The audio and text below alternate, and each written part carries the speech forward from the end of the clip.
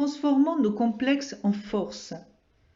Un complexe est un détail, un élément de notre personne que nous trouvons inadapté ou inférieur à la norme et sur lequel nous avons tendance à focaliser toute notre attention.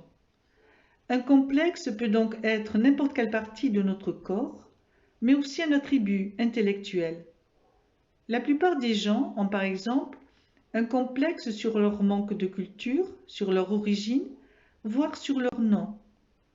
Mais le complexe a aussi d'autres caractéristiques.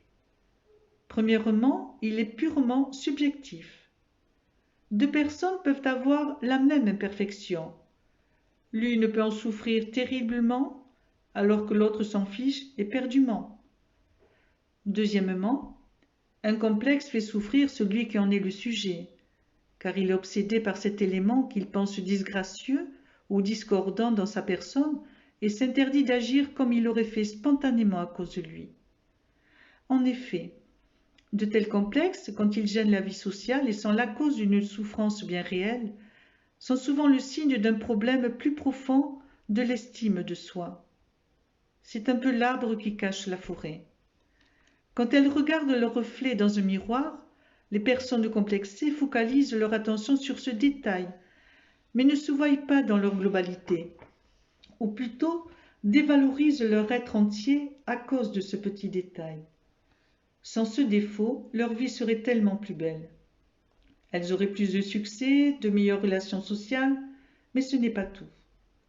Car à force de focaliser toute leur attention sur ce détail qui leur gâche la vie, elles finissent naturellement par penser que les autres le font aussi. Des expériences psychologiques ont d'ailleurs prouvé qu'en cas de baisse, même temporaire, de l'estime de soi, nous avions tendance à penser que les autres nous observaient d'une façon plus soutenue et remarquaient ce que l'on considérait comme des défauts. Ainsi, c'est paradoxalement quand on se donne le moins de valeur qu'on s'attribue le plus d'importance aux yeux des autres. Évidemment, toute estime de soi qui se sent menacée développe un mécanisme de défense. Ainsi, un individu ayant une mauvaise estime de soi aura tendance, face à un complexe, à avoir une attitude stéréotypée, en général la fuite ou la dissimulation. Une personne à basse estime de soi qui est complexée de ne pas avoir fait beaucoup d'études pourra, au choix, éviter de parler quand le sujet sera abordé en société, ou se débrouillera pour qu'on ne lui pose pas la question, ou pour détourner tout simplement la conversation. Omnibulée par ce défaut, surestimant son importance et cherchant à le camoufler à tout prix, elle oublie de développer d'autres stratégies qui mettraient l'accent sur ses atouts. Quelqu'un qui a une bonne estime de soi peut avoir des complexes, bien sûr, mais il ne leur attribuera pas la responsabilité de sa réussite ou ses échecs.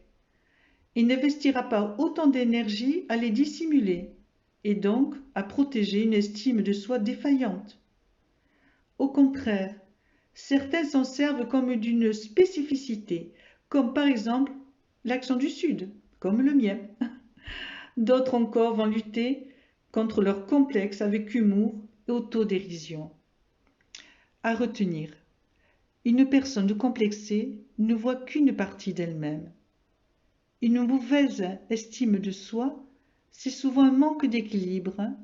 Un détail isolé ne peut décider de la valeur globale d'une personne entière.